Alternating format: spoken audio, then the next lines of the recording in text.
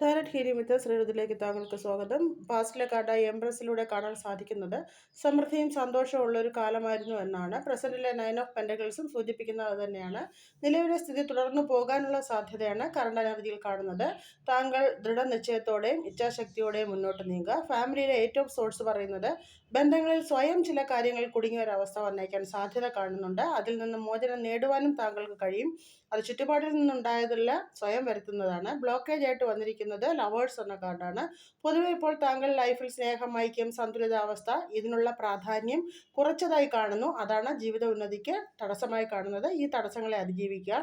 Guidance ആയിട്ട് 7 of പെൻറ്റക്കിൾസിലൂടെ universe താങ്കൾക്ക് നൽകുന്ന നിർദ്ദേശം ഇതുവരെ ചെയ്ത പ്രവർത്തനങ്ങളുടെ ഫലപ്രാപ്തി ഉടനെ വന്നെത്തും എന്നുള്ളതാണ്.